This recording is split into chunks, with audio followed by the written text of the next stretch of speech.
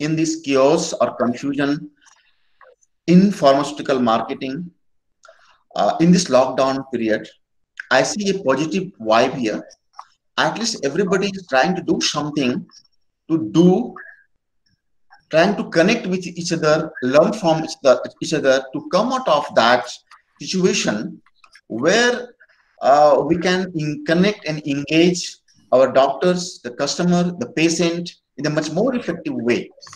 I personally see that this lockdown has given a trigger, time, and some sort of stimulation to deep dive on this situation, how to use digital. With this, let me come to the point, content marketing. Those of you who join a little later, I was asking some questions to the audience that how many of you were keeping a TV remote in your hand when you are watching TV? Most of the people said yes, me. I was asking also what is the cost of one TV commercial of 30 seconds. I think the response came in lakhs, not in thousand. And most of the pharmaceutical brand manager in the group right now responded that they cannot afford to uh, use the TV as an advertisement tool, reaching out to customer, even if the government or the legislations allow that. Now that brings to one sort of concept here. It is called interruption advertising.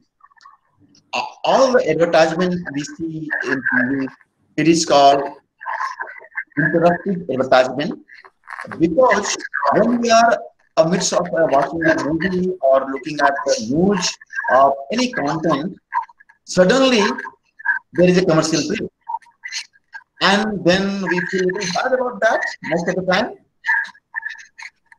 it interrupts. That's why it is called interruptive advertising, interruptive marketing, even you can say. I said this because to make a background of content marketing. Content marketing is just opposite to that, right? That makes a little bit interesting.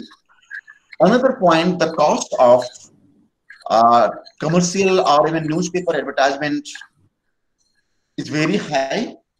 However, the cost of content marketing become very cheap. Rather, I say not only cheap, more engaging, because you have a multiple format. Even you can reach out to the illiterate population in case of patient engagement in vernacular language to ways are the most effective way. With this background, since we have expert here, I'm going to furnish to help us to understand as a concept what is content marketing, and focus more on how what it means to us in a pharmaceutical marketing or healthcare marketing as a whole. Over to finish. Yes, Pranav. So the first thing that we need to understand is that we have to differentiate between the concept of content marketing versus digital marketing. So the first part, when we talk about content marketing, in my opinion, all types of marketing, if it is effectively done, then it has to be content marketing. So fundamentally, there is no difference in detailing by a sales rep versus whether it is done by digital content marketing. You have a marketing message for the doctor, and then you have a choice of different channels. So the sales rep channel that you have traditionally is good for adding a human touch, whereas when it comes to digital channels, it is very good at reach, speed, analytics, cost effectiveness, and other parameters. So what I would say is that no one channel of marketing, whether it is sales rep or whether it is digital, serves all the purpose. As a pharma marketer, our job is to use the right mix of messaging across channel and doing our content marketing across all these channels in right way. So that is my take on the content marketing. And at DocPlexus, we have been working with almost all major pharma companies in India today. And I have seen them evolving from a position where they were asking why digital content marketing in the first place. And now they are in a situation where they are talking about when do we start doing it. So that is a major shift that I have witnessed myself in the industry. Great. I think very nicely summed up in a very few words. Dr. Sunil Deshpande. Dr. Sunil, as an academician, teaching pharmaceutical marketing and a strategy to future leaders, to the student, the working professionals in many NBB program which you do. I think the industry leaders are also getting trained by you. Where do you see this content marketing has a position or a space in a whole context of pharmaceutical marketing? Yeah, see, content marketing is basically, what is content marketing? Content marketing is a part of social media marketing. And what is social media marketing? Social media marketing is a part of the digital marketing.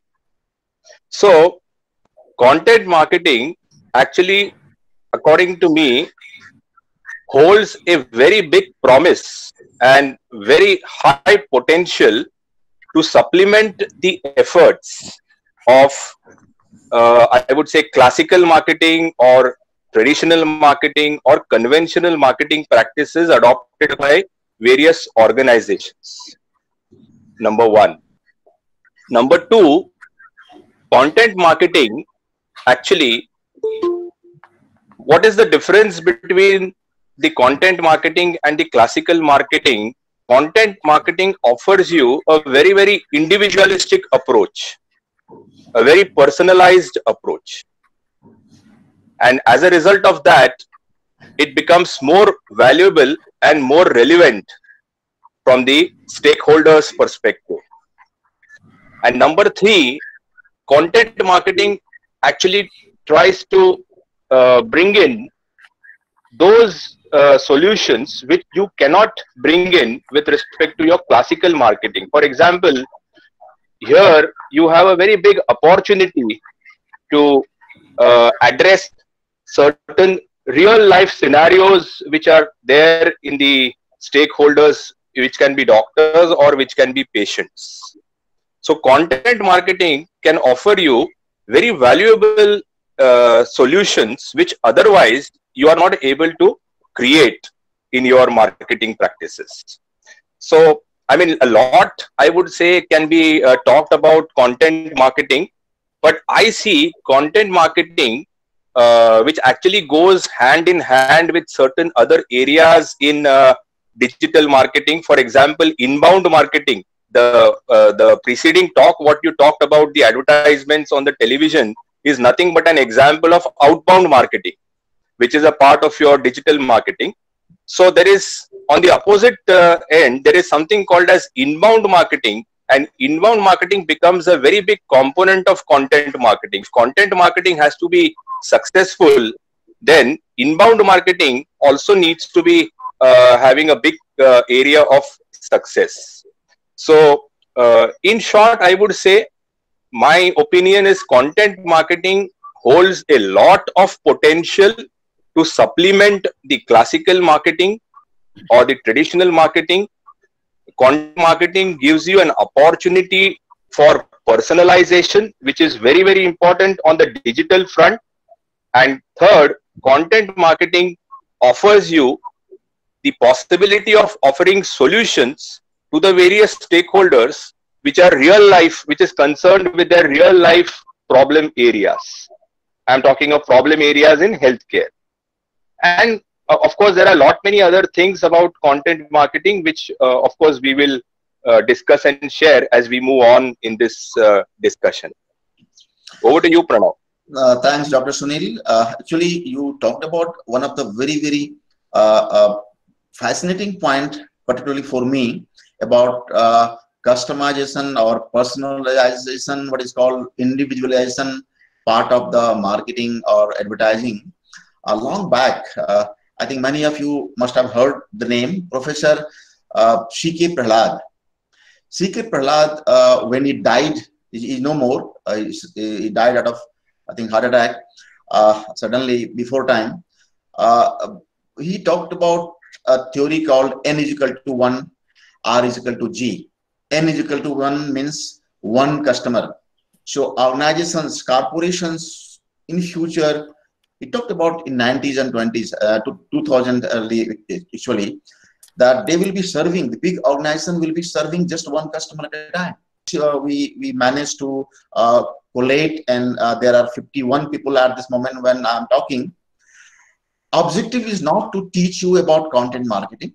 So anybody is coming in, I see some of the students are also logged in, thinking that we are going to teach you content marketing. Is not. We are simply trying to give you some sort of trigger to think through further, reflect upon the possibilities out of content marketing for pharmaceutical and healthcare, just to inspire you, my panelists, if they are able to inspire you to research further, to try further. I think our job is done. With these comments, I would come to Pawan Kulkarni, and I'm repeating the questions again for the benefit of audience. That Pawan, where do you see in future, short term and long term, the content marketing being the part of the core of marketing strategy of a typical pharmaceutical company? Let me put it some context, because I love giving analogies and all. How many of you, you might raise your hands or this thing, so I'll get to know. But rather than a question, I'll make it as a statement.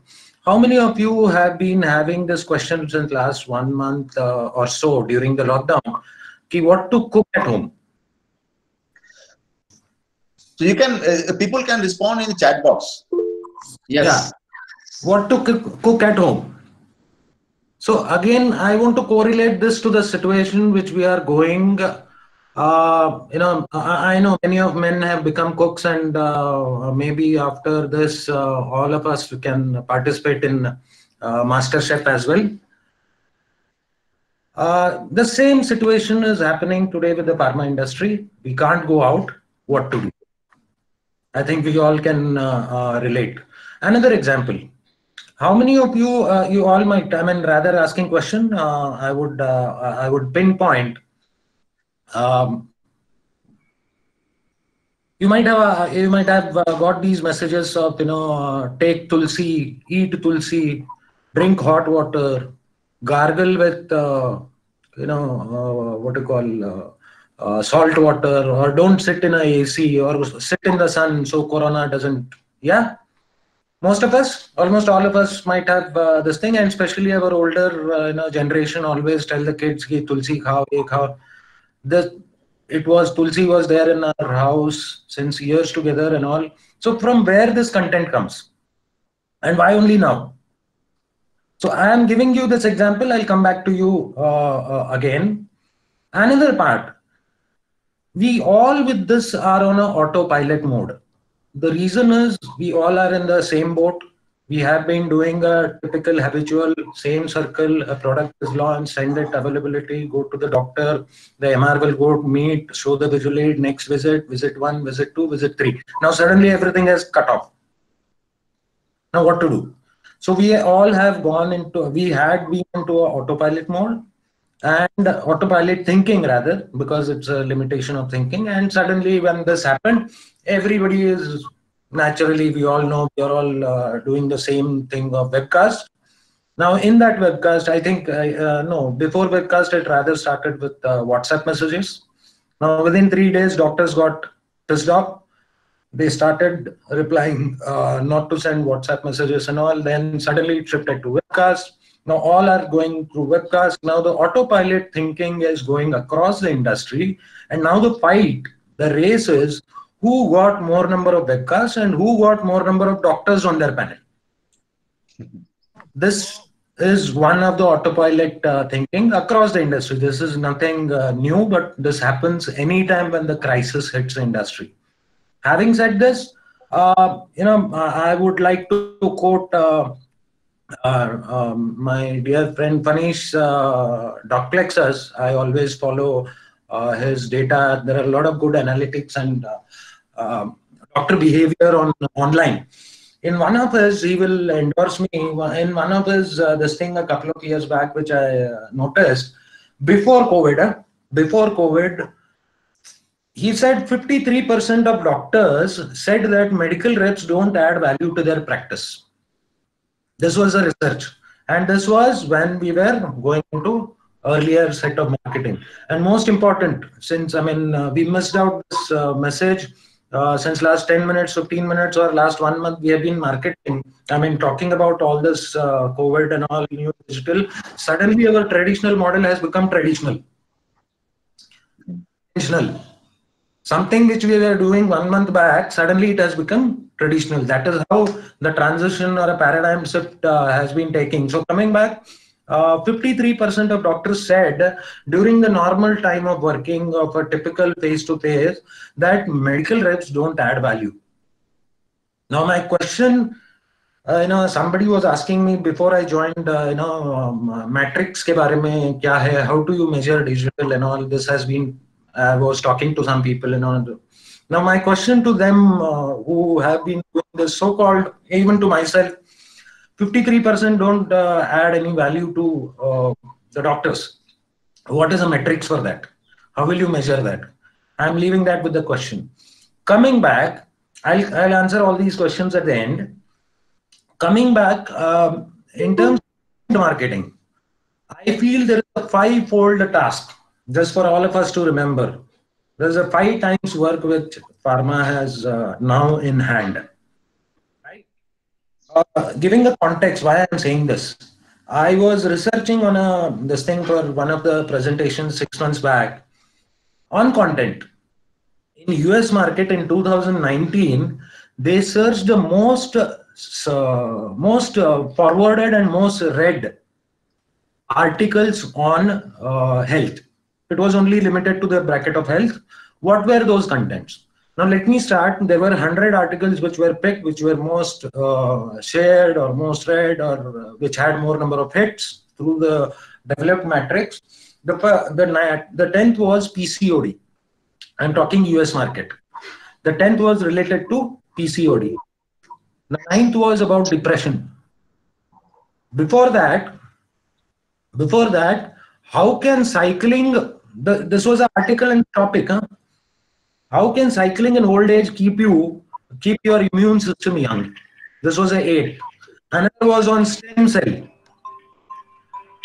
Another was in terms of cold and flu. What is the difference? The 4th was bacon. The non-veg bacon is more harmful than a cigarette, which WHO gave it in, I think, 2017 something. That was the most searched article because they have a non-vegetarian as their diet. Third most was obesity. Was whatever you know about obesity is wrong. This was the most circulated. Benefits of walking. This was the second. And the most surprisingly, among health brackets, I'm not talking about the FMCG or any other category, this thing, among the bracket of health, the most searched or the most shared article was marijuana, that is cannabis.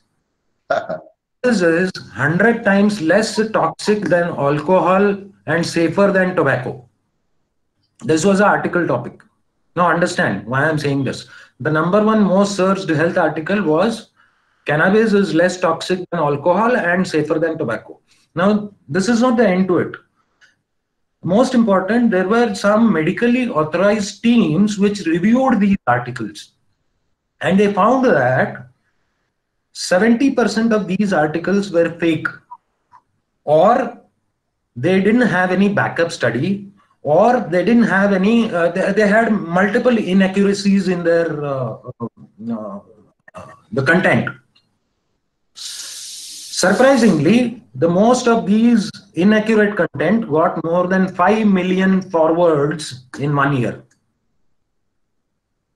So not only why I'm telling you this thing is, if you have gone any of these brand managers, if you have brand managers on panel, go search your brand in Twitter, go search your brand in Facebook, go search your brand in Google, and most important, any other search engines, especially YouTube. And I'll find any good known brand will have some random chemist sitting uneducated fellow who has done a review of this brand, and it has got around 10,000 hits. Now imagine this is what the content you want your customers to see. I'm not talking only about the doctor. So content is everything. You blog, you do a video, you send a photo, anything can be a content. I'm not content doesn't mean it is only a write-up or a page of a blog or an article. It can be a video content, it can be audio content, it can be a podcast, so many things. So based on this, I'll come to that this thing before handing it to her. Based on all this circle, the Indian pharma industry or the brand managers mainly right now, marketers, they have a 5-fold task. I'll share with you what is a 5-fold task and specifically limiting my talk to only content. Right? Over to you. Thank you very much. Very interesting insight you have put to the group actually. I see some of the comments. I will come back to you and before that to other panel. I see some of the comments and this is lovely to read actually. So Ashish Jan writes, yes, because of the quality of the MR, doctor don't see value in MR. And actually, in the mind of all the people who are related with the pharmaceutical marketing, even their children and their parents or their family member are working in the industry, they are feeling that danger is lurking above their head. People are talking what the job medical rep will do tomorrow if the digital adoption becomes norm in pharmaceutical post-lockdown period. That's a separate discussion. I'm not going into that. So Ashish, possibly we'll have a full session but on that. I can give you a gist of it. Yeah. I can quickly give you a gist of it because I'm highly passionate about these things. I'll tell you, I don't know how many of you know what is Google Nearby. Google Nearby is an app which recently launched during COVID period, and it was there, in fact, but they have given this special services for people to know what are the medicines which are available nearby their house. Now imagine what is Google Nearby. Google Nearby, what I feel, or a similar platform or a platform similar in coming years, 1 year or 2, you can sit at your house. You can, if you want XYZ medicine brand, you want rice, you want dal, you want screwdriver. The digitalization, which will be so much in depth with this kind of an service, that the app will give you, whether you have to go to one shop or you have to go to multiple shops, it will show you what is the stock in the shop. Everything will be shown, which also means for the retailer, all the things will be computerized, which is already in the process. This will be linked to the CFAs, this will be linked to the company, to the production. So the real-time data on the in-stock market, which will be available in coming months in the similar kind of a system. So what happens to the MR in this? Very interestingly, the MR's role will be guided by more of a artificial intelligence. This will be the biggest change in the future. Thanks, Pawan. Thanks for input here. So one question here for the audience, all of you, because you got some feel about content marketing. Let me tell you very, very honestly. I am still feeling confused how I can use content marketing effectively without any distraction in pharmaceutical marketing as such. But one thing I am very clear about, it can be used very effectively, very cost effectively, and it can do certain work which none of the available traditional media can do that. That is for sure. Yes, it will take some time to understand how to use that. So this questions to you is that how many of you, or do you feel that content marketing can bridge certain gaps, can aid certain value in pharmaceutical marketing? If yes, just type I. If no, type N. I'm asking to the audience, if you believe that content marketing can add value in the pharmaceutical marketing in this scenario, and after that, type I in the chat box. If no, type N in the chat box.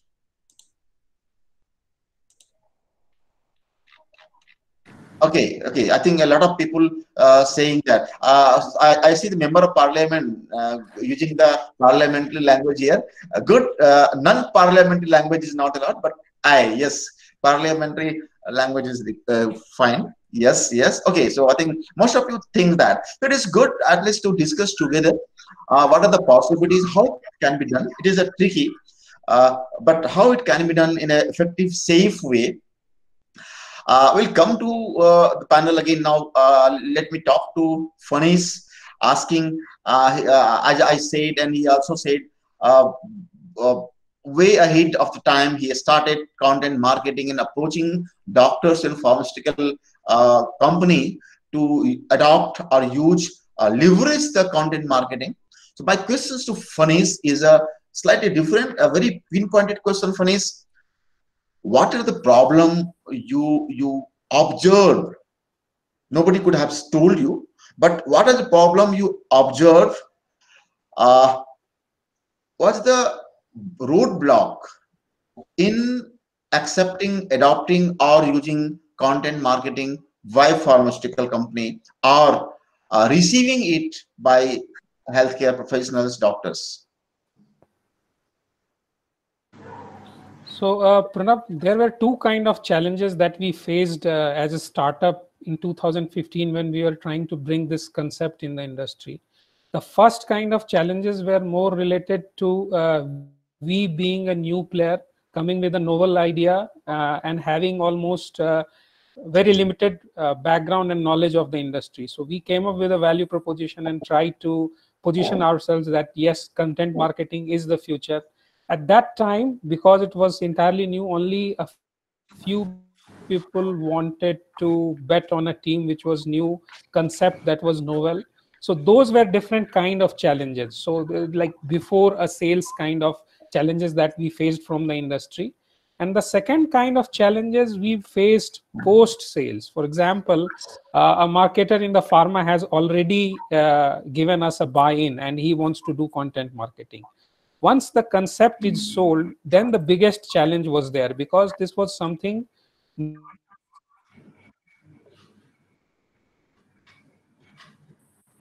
I think there is a buffering in the defined but yes, budget for the project. So even the medical affairs team was fully occupied with what they were doing. The marketers were doing their job. So for us, the stakeholder alignment, so that all the different functions we were involved with in the pharma company, how do we ensure that execution is done right for the content marketing on our platform so that it becomes successful? For example, a single piece of content that goes live on web, it requires approval from medical affairs. You need to create the content, you need the support of media team, and overall it has to get aligned with all different teams. And imagine this being as an over and above what they were already doing. So it came as an extra task for all the people in the organization. So I would say that aligning their interest with the success of the project with the right spirit, it was a major challenge in the beginning for us. So what I would say that conceptually content marketing, digital marketing, only a few people have doubt. But the challenge is that once they buy in, how do they keep focused and aligned to bring the best out of it? Okay. So I will come to one comments mentioned by Vikram here. He writes that I just having apprehension that without ecosystem in place, how content marketing will be effective. I also agree with you, Vikram. The problem is that who will create the ecosystem, and how the people involved in creating ecosystem will feel sensitized unless until you and me and all the people who are going to get affected directly or indirectly, including the doctors and the patient, are talking about that possibilities of content marketing. Yes, there has to be ecosystem, and I'm very hopeful, rather optimistic that ecosystem will emerge and going to emerge. That is a very valid comments by Vikram. Thanks for the comments. Coming back to what Fanish said, before I come to Professor, Dr. Sunil here, Anish, when he Fanish, when he started that content marketing to pharmaceutical company, I also felt the same difficulty. Let me share my experience. I was trying to use content marketing for a new molecule in my previous company. So somehow we aligned the brand manager. It's a lot of effort he got aligned. Then I aligned the head of the business. He was aligned. Then a level of also was aligned. And we started doing some content marketing concept using doctors, of course, because we don't had our own system that time. What happened after some time, the turnover, the labor turnover, the people changes company, this company to other company or this division to other company. It happened, the marketing manager got changed.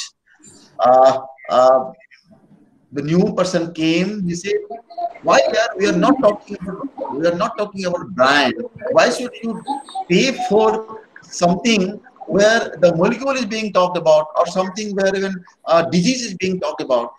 So these are the things I now remember when Fanish is saying that it's a problem in the ecosystem of pharmaceutical company itself. I request Ajay, your microphone is on, please switch off your microphone, Ajay Shah. So the internal alignment in something I personally felt as a insider in a pharmaceutical company is a big deal. It's actually a big bottlenecks in aligning that. And people changes, new person comes, he says, yeah, but why this is the bullshit, remove it. Now the lockdown happened, right?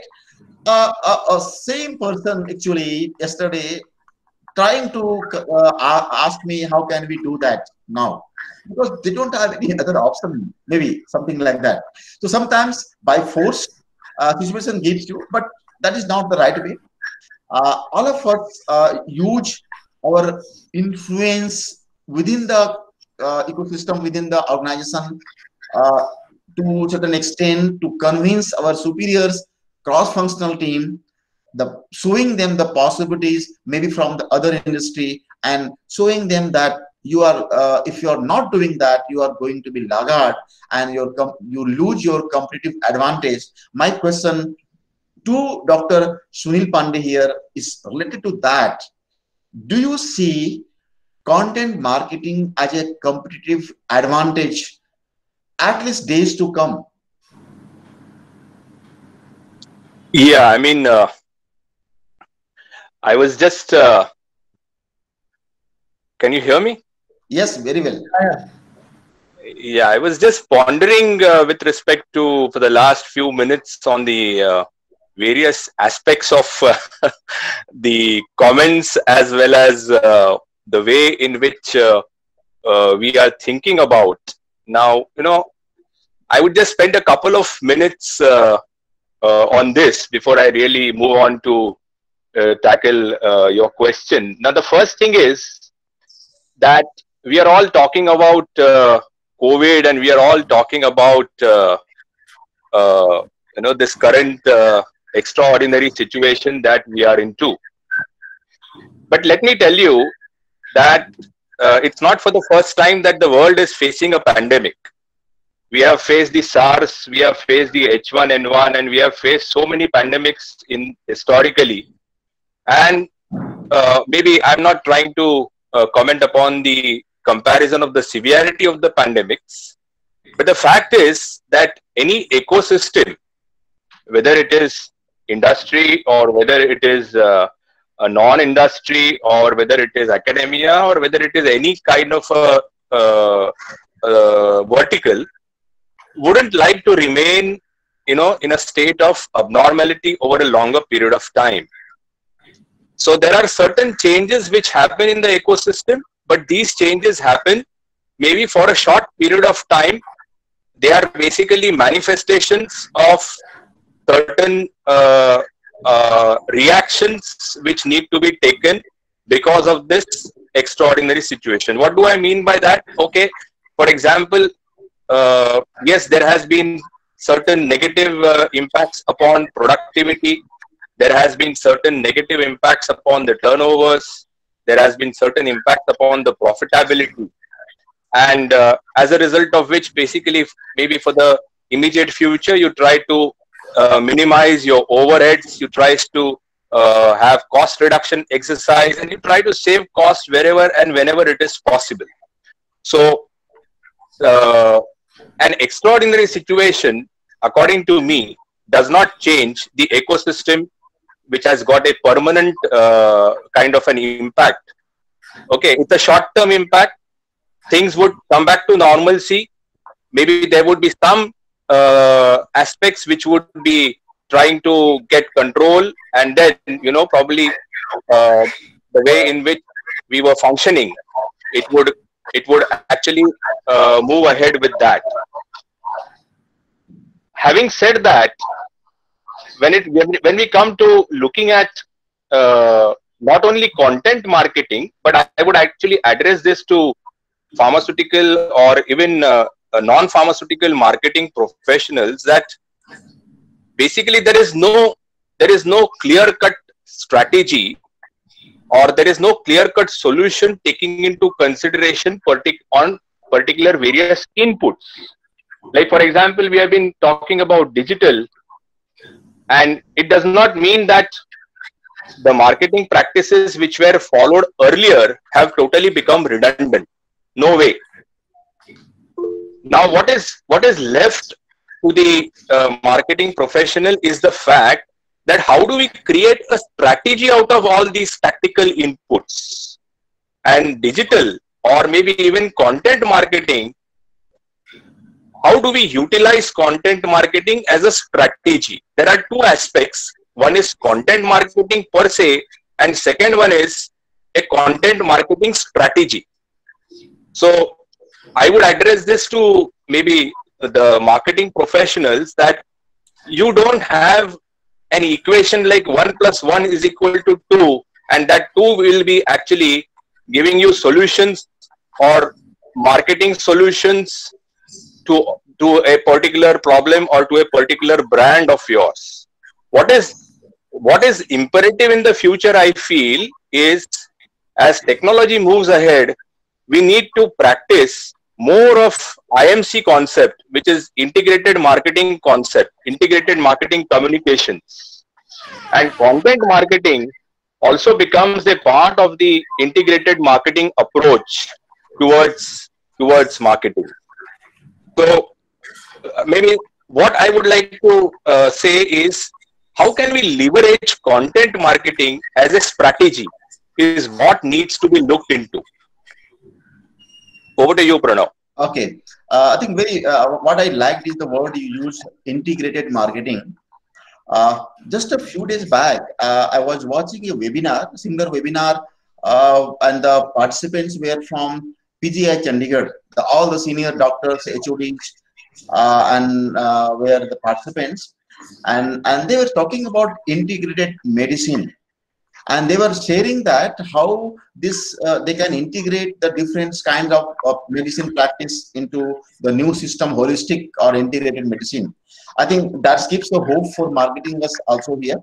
I will come back. I think we have exhausted the time here. So I will ask all three of you to make a final comments of 1 minute. Before that, I have a questions to Kulkarni Pawan here. Is that as Dr.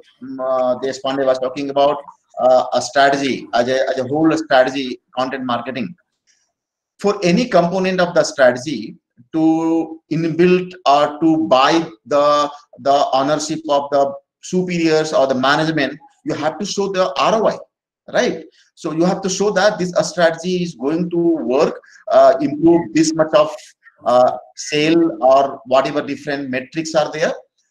So as a strategy head of a typical industry, one should look for what? Look for which types of metrics, what they should get an yearly indicator. Sales is the very lag metrics. It comes much later. But before sales comes, for any strategy, may in this case is content marketing, to include the content marketing as a part of a strategy. What are the needle moving metrics you see pharmaceutical some companies are looking for?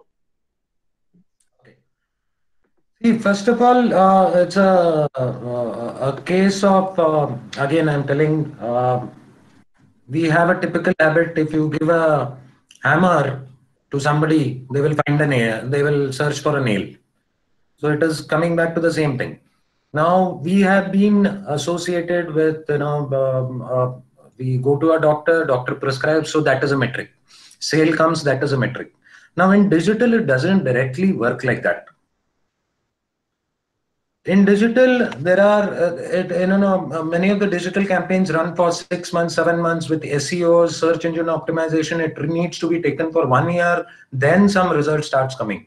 So it doesn't mean that, you have done, you have clicked a button on your laptop and sales starts coming. No. Digital, typically, basic principles of marketing doesn't change even in digital. Again, you have to go back by AIDA theory, that attention, interest, desire, action. Now, only the span differs here. Whether it is a patient journey or whether it is a doctor's journey from awareness to a prescriber, a regular prescriber. The parameter differs based on the timing. 1 point. Now, if you understand the entire journey of all these, especially for the doctors, when we are talking more about how to reach out to the doctors is the biggest concern.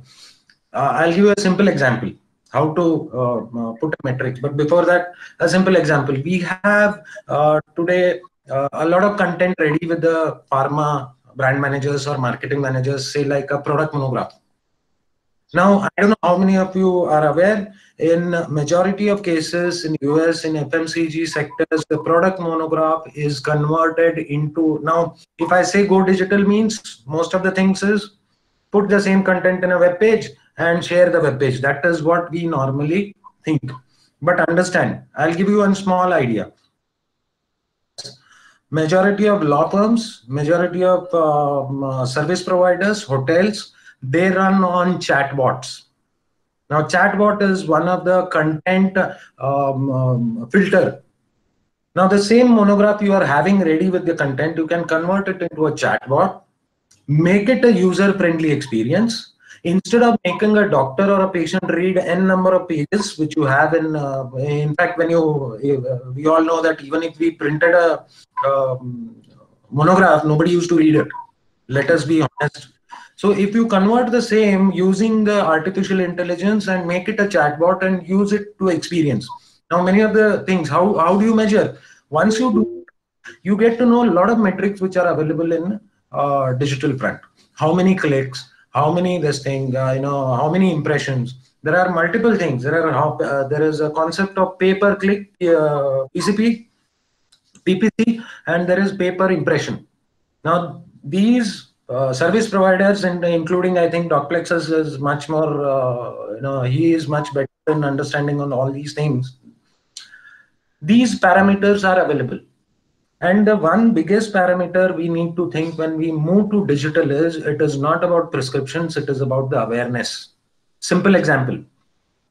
We don't go and buy Fevicol every time, but we are aware about Fevicol and we day in and day out see the Fevicol advertisement. We don't buy butter every day, but Amul spends every day one comic strip in Times of India.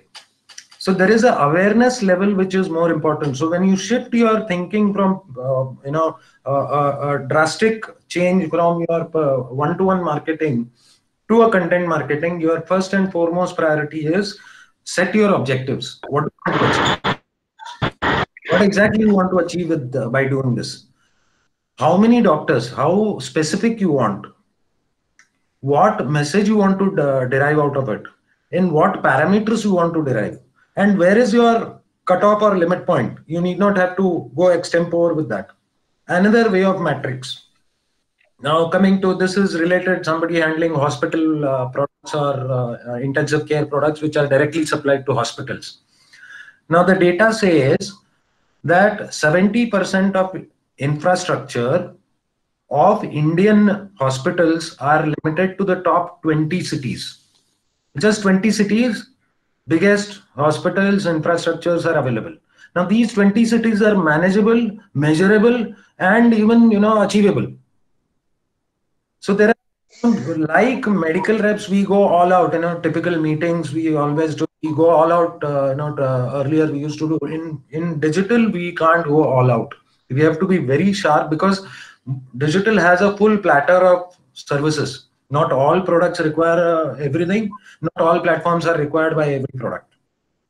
So we have to be very choosy, like Panish told, what specifically we want to achieve. Choose that, only on that point, based on that, put it across. So this is what I tried. Metrics are available. How you measure, everything is measurable. Everything is measurable, depending if we come out of the earlier thinking that my measurement is only prescription, only sales. That's it. Very, very nicely, Pawan. I think you have hit bullseye. Most of the pharmaceutical guy I talk, the leadership guy I'm talking about, not the middle management, they are thinking, yeah, sales or prescription. If not sales, at least the credit goes to some of the people who have started CMAR kind of survey. Prescription is at least seen nowadays as a metrics to measure. Otherwise, actually, I'll give you one example. In last 1 week, I don't want to. There's the sound. Okay, I don't want to give the brand names very quickly. I'm very active on Twitter and all with some people. So I just randomly put up some famous brands. I don't want to name the brand names, right? On an average, I put all these brands which were 50 crore and above in the IQVIA data, and all are chronic brands. 50 crore ke upar chronic brands. On Twitter, I found on an average for these famous brands, 6 to 7 tweets at least, somebody asking, we are not getting this medicine, somebody help. With the brand name. How many of brand managers have gone there? This is digital. They don't know. Unfortunately, I think these is digital. It's not digital. Typically, iPad le liya, iPad detailing. No, I mean, sorry. So actually, what Pawan you said could be a point for discussion in a whole session. Maybe next time we'll cover up. Is something you have tool. So the moment, the last second, if somebody put any comments in any social media or any digital media about your brand, the brand manager can get a trigger. Absolutely. So there is technology around that. We call it voice over customer. You have to build those system into that VOC. Voice of customer. You should be able to listening your customer, social listening. Tool. Simple. I would like to add one point here. Starting from what Pawan was saying, that there are touch points created from the marketer's side, and then there are opportunities where we need to respond to patients' requests or complaints. So even while working with some of the clients at DocPlexus, we often had cases where the doctors were proactively asking for additional information, or if they had doubts. Sometimes what we observed that because some of the clients in pharma, they were reluctant to respond to, they requested us to simply disable all the commenting from doctors on the content, rather than taking it as an opportunity and responding to it. So it really comes as a surprise that on one hand, you have a marketing message with which you want to go all out and reach out to your target customers. And when these customers are trying to reach out to you, then you don't take it as an opportunity to leverage. So Absolutely. as very well pointed out by Pawan, that these all are activities that should be seen as digital in its entirety, rather than just bombarding your target audience with emails or flyers or banner advertising. Right, right. Interesting. So actually, I think typically people think that the job of the pharmaceutical company, whether it's medical rep or a brand manager or even any senior person, is to detail, say, present, not to Yes. listen. This is unfortunate, very unfortunate, insensitive. As a marketer, the first thing we should listen, observe, see, then respond, then speak. Anyway, so you came to this now concluding time right now. So I would request everybody, all three panelists, to give a clear-cut message what you find, you feel that uh, uh, will be triggering some discussion further, or inspiring the brand managers who are in the call, or compelling the senior managers in this group right now who are in there to deep dive further on this potential and possibilities out of content marketing in pharmaceutical. So maybe you take 10 to 20 seconds, very brief, and after that, anybody in the audience who have a very sound point to make precisely of content marketing, not the other area. I see Ajay Shah and many people writing some things which is important thing, but we are not going from the point of the content marketing here. I want to make a point. I invite them to make a point also. But first of all, let's go one by one. Fanis, then Dr. Sunil, and then Pawan for a final 20-second message to the audience. As we discussed before, Pranav, that it is not going to be about one marketing channel over others. It's going to be more like integrated marketing in our efforts. And future of marketing is going to be about how we as a marketer can orchestrate the content marketing across all these channels. And as the pharma marketing matures, the questions like impact analysis and customer experience in digital content marketing is going to be asked. So we as a marketer need to map the HCP and patient journey at all the touch points and improve their customer experience. As organizations, we need to shift our approach from sales-driven companies to marketing-driven companies. And we need to focus more and more on execution as well as a strategy. So strategy is, of course, number one, but unless we can match it up with the right execution, nothing is going to work. So that's all I would like to tell about it. Dr. Sunil? I would sum it up with a take-home message. And my take-home message will hover around 6 points. And basically, these 6 points should be the approach of a marketer towards marketing practices, which also includes content marketing. The first one is you should have an objective in front of you. The first is objective. That why are you doing this? What is your objective of doing it? Having laid down an objective, you should have a strategy, and the strategy should be connected with either the patient journey or the doctor journey, and it should address any particular aspect in either of these journeys. Number 3, the strategy should add value to the stakeholder. Otherwise, it's not a strategy. Number 4, the strategy should be supportive. Is it supporting in real life? That is what I said earlier. Is it helping me out in my real current situation? Number 5, I should be reflecting myself as a trustworthy partner in healthcare.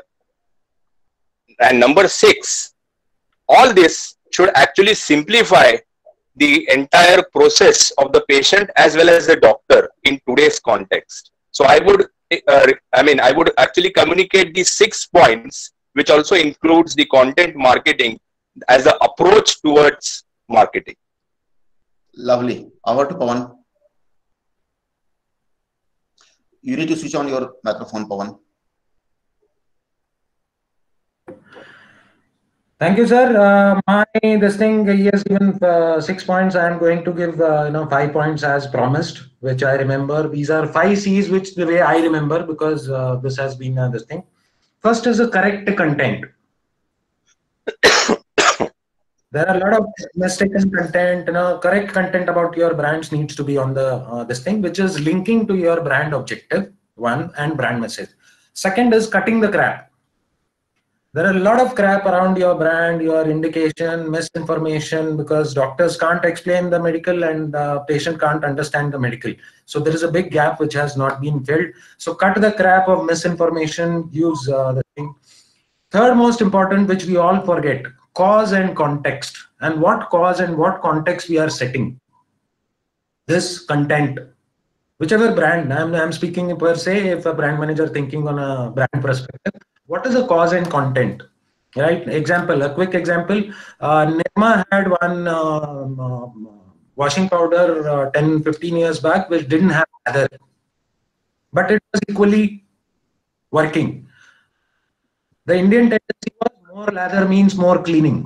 So they reversed the message and they did a huge campaign which was successful, which all of us remember, sirf 2 bucket kafi hai. So how you set the context to your brand and relate to your brand around and give you a new cause. One. Fourth most important point, control the SEOs. It is not that today you have made a microsite, you have made a web page, your medical content is there on your website and you forget, it is gone. You all be surprised. We all learn half-life. There is half-life for your tweets and posts. You can Google and check.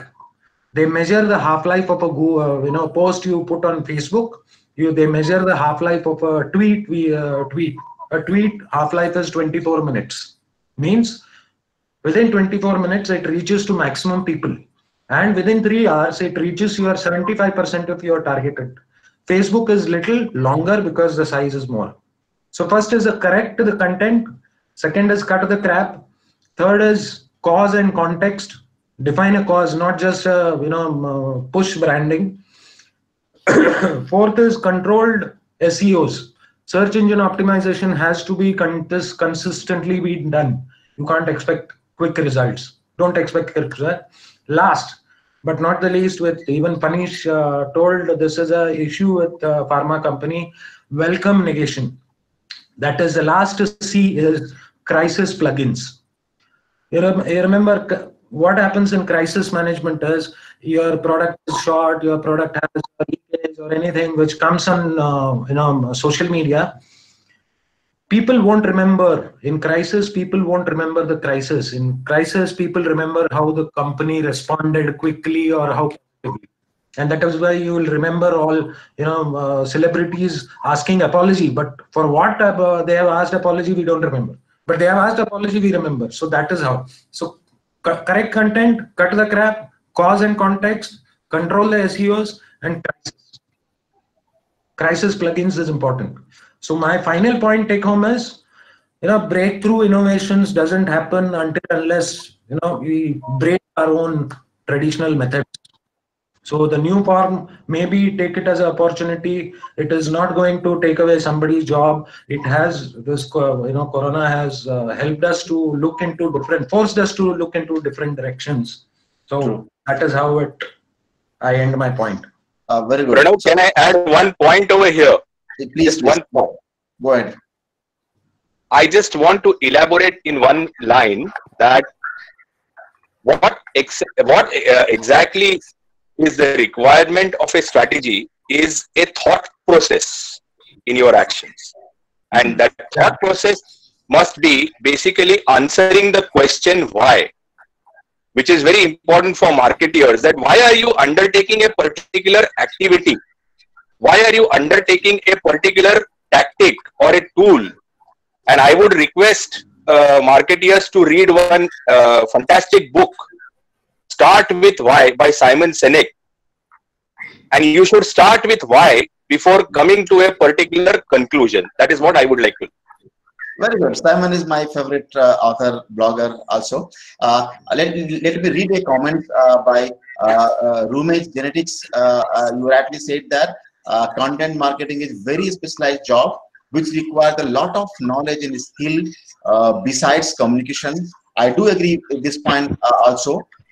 And actually, you need to learn that. And this session is only to trigger the inspiration so that you go and find out, Google it, attend the sessions, classes, wherever available, learn it, deploy it, experience it, learn it, refine it, redeploy it.